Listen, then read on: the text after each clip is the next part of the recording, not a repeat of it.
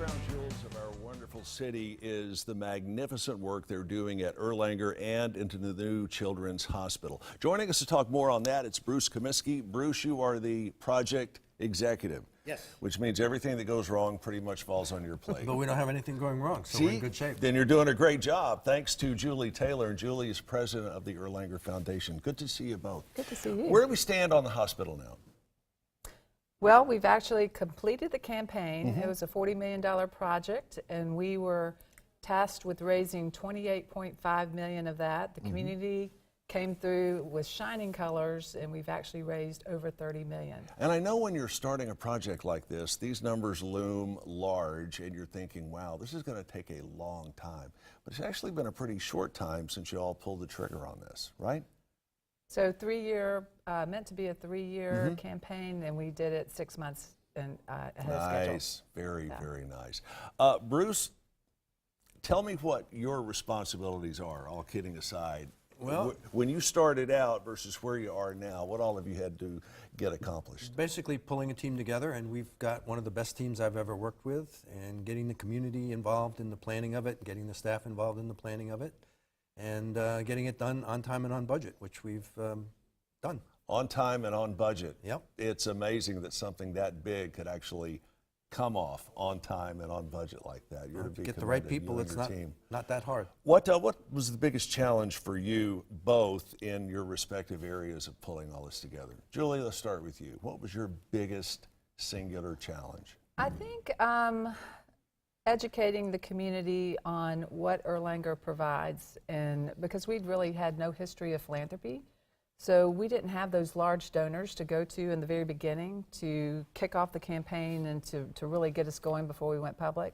So I think, again, just working with no history of philanthropy and trying to convince not just the external donors, but internal. Right.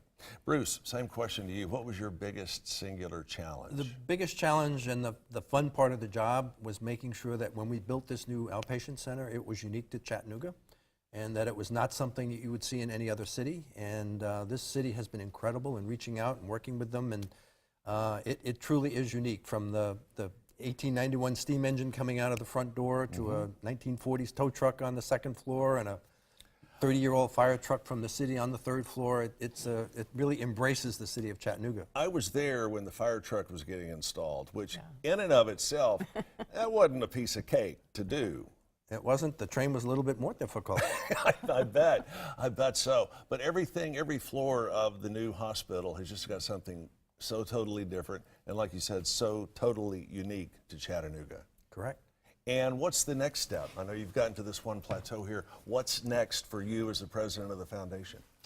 Well, right now we are gearing up for what we call phase 2, which is the inpatient. It's going to be a 12-story tower of excellence with adult inpatient rooms on the 6 bottom floors, and then children's on top.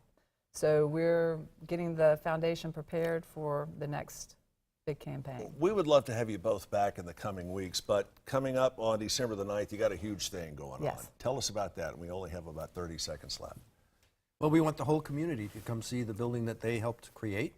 And it will be on Sunday from about noon till 3, and we'll have self-guided tours through it. We'll have entertainment, and it really will be a chance to see a pretty unique outpatient center for the first time. So and unique it certainly is. Thanks to you both. And we want to make it clear, it's not too late for you to get involved in helping out the foundation, is it?